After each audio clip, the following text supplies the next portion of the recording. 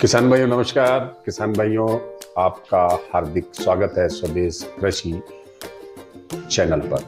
किसान भाइयों, आज हम आपके लिए लेकर आए हैं हमारी जो अनाज है, खाद्यान्न है, उनका सुरक्षित भंडारण हम किस प्रकार से करें।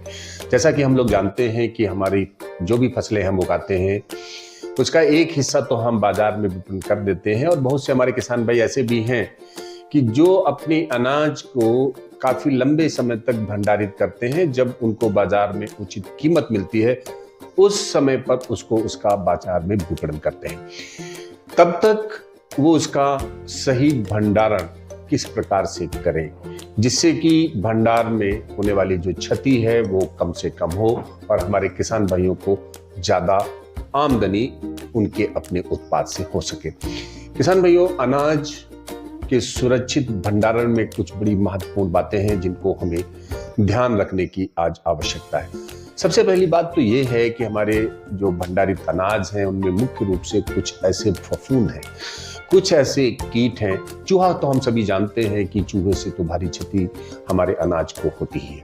तो ये जो फफूंद हैं, जो हानिकारक कीट हैं, इनसे हम किस प्रकार से अपने उत्पाद को, अपने अनाज को बचाएं, उसका सही भंडारण हम किस प्रकार से करें, तो आज हम उस पर बिंदुवार चर्चा आपके साथ कर रहे हैं।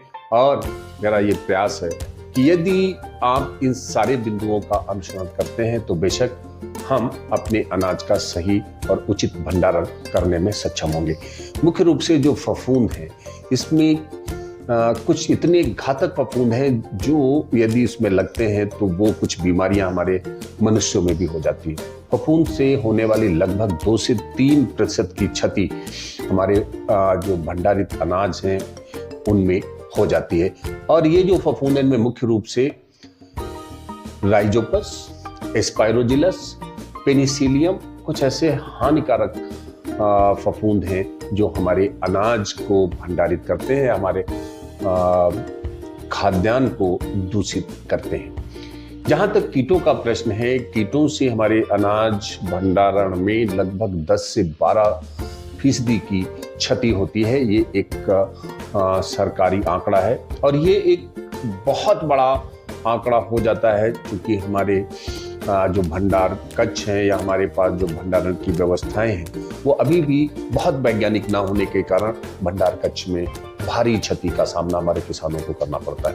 भंडार कक्ष में कुछ विशेष प्रकार के जो कीट लगते हैं उनमें मुख्य रूप से चावल का घुन, खपरा भ्रंग, लाल सुरही और अनाज का पतंगा, दाल का घुन या ढोरा जिसको हमारे किसान भाई बोलते हैं। ये कुछ विशेष कीट हैं जो हमारे अनाज की न केवल उसको खाकर नष्ट करते हैं बल्कि अनाज की गुणवत्ता को भी प्रभावित करते हैं। इसके अतिरिक्त चूहा एक ऐसा प्राणी है जो हमारे भंडारण में भारी क्षति पहुंचाता है।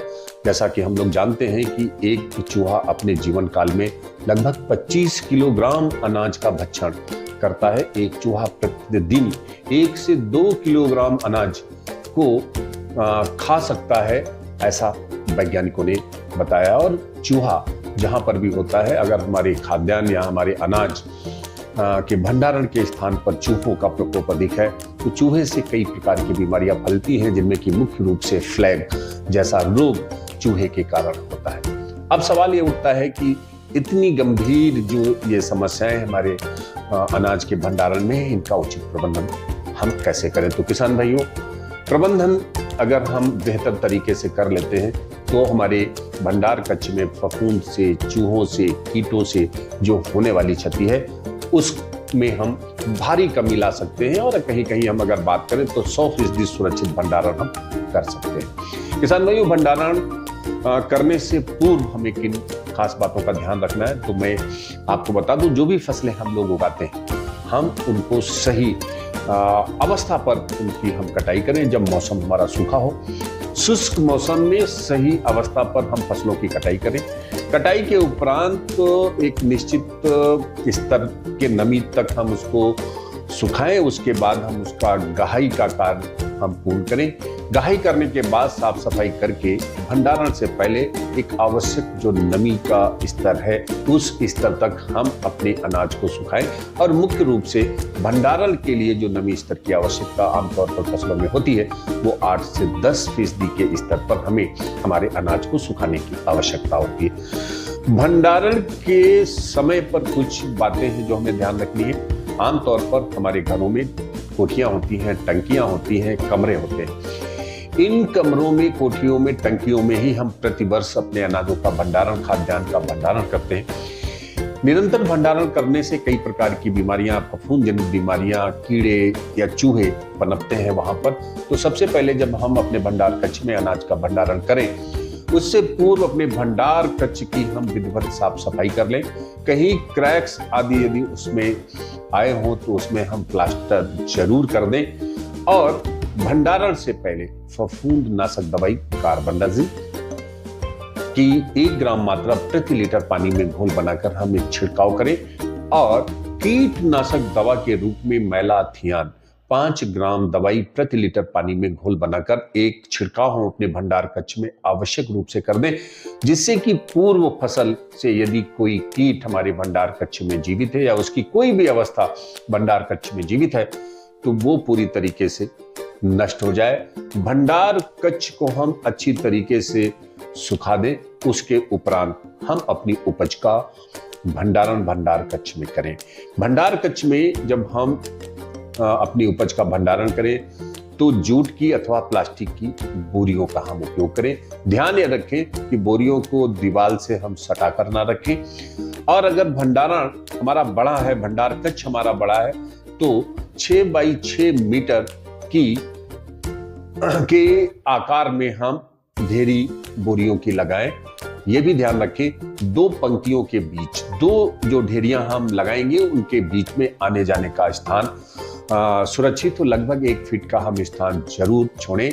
भंडार कक्ष में एक और विशेष बात हमें ध्यान देने की होती है। कई बार ये होता है कि भंडार कक्ष को हमारे किसान भाई ऊपर तक भंडारित कर देते हैं या बोरियों की छलियां लगाते हैं। ध्यान हमें यह रखना है कि हमारा भंडार कक्ष की जो ऊंचाई है उसका 3/4 भाग ही हमको बोरियों से भरना है। 1/4 भाग को हमेशा खाली रखना है। भंडार कक्ष में अनाज सुरक्षित भंडारित रहे इसके लिए जो महत्वपूर्ण बात है, एक तो नमी का स्तर जो हमने कहा कि 8 से 10% नमी स्तर पर ही हमें अनाज का भंडारण भंडार कक्ष में करना है। इसके अतिरिक्त कुछ दवाइयां हैं, औषधियां हैं जिनकी अनुशंसा वैज्ञानिकों के द्वारा की गई है, जिनमें मुख्य रूप से जो हमारे अनाज है, बड़े बड़े गोदाम है, वहां पर एल्युमिनियम फास्फाइड की गोली जो 3 ग्राम की आती है, ये 3 ग्राम की गोली 1 कुंटल अनाज के लिए अनुशंसित की गई है। इसके अतिरिक्त ईडीबी एम्पिल्स जिनकी भी 3 मिलीलीटर मात्रा के ये एम्पिल होते हैं, ये भी प्रति कुंटल अनाज के लिए अनुशंसित है। इसके अतिरिक्त कुछ हमारे पास देसी उपाय भी वैज्ञानिकों ने सुझाए हैं, जिनमें कि मुख्य रूप से जो नीम की निमोली है उसका पाउडर पीस कर यदि हम अपने अनाज में मिला देते हैं और उसके बाद हम भंडारित करते हैं तो कई प्रकार के कीटों के प्रकोप से बचाव हमारे अनाज का हो जाता है। जहां तक चूहा का प्रश्न है, क्योंकि ये सबसे घातक प्राणी हमारे भंडार कक्ष के लिए हो जाता है।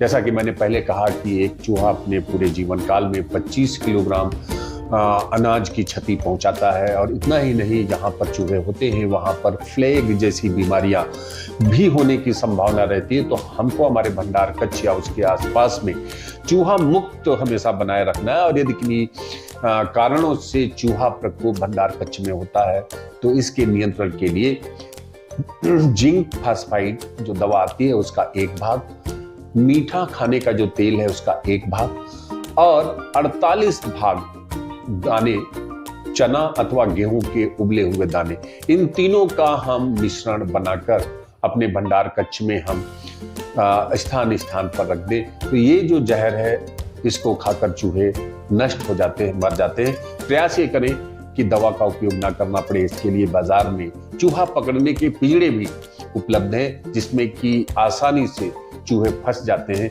और इन फंसे हुए चूहों को हम अपने भंडार कक्ष से काफी दूर ले जाकर उनको हम जंगल में आदि स्थान पर हम उनको छोड़ सकते हैं। तो किसान भाइयों, ये कुछ बड़ी महत्वपूर्ण बातें हैं जिससे कि हम अपने अनाज अथवा खाद्यान्न का सुरक्षित भंडारण लंबे समय तक कर सकते हैं, जिससे न केवल हम अपने अनाज की होने वाली जो क्षति है उसमें हम कमी लाते हैं या उसको हम बचा पाते हैं, बल्कि भंडार कक्ष में कुछ फफूंद और कीट और चूहा आदि से जो होने वाली बीमारियां हैं उनसे भी हम अपने आप को बचा पाते हैं। और 10 से 12% जो भंडारण के समय होने वाली हमारी क्षति है अनाज की, उसको बचाकर हम अपने राष्ट्र सेवा में अपना योगदान दे पाते हैं। तो किसान भाइयों, हमें अपने अनाज का भंडारण रखते समय जिन महत्वपूर्ण बातों का ध्यान रखना है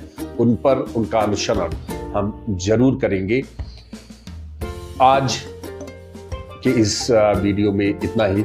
शेष भंडारण से संबंधित अन्य महत्वपूर्ण बातें लेकर हम आपके बीच में फिर हाजिर होंगे। तब तक के लिए नमस्कार।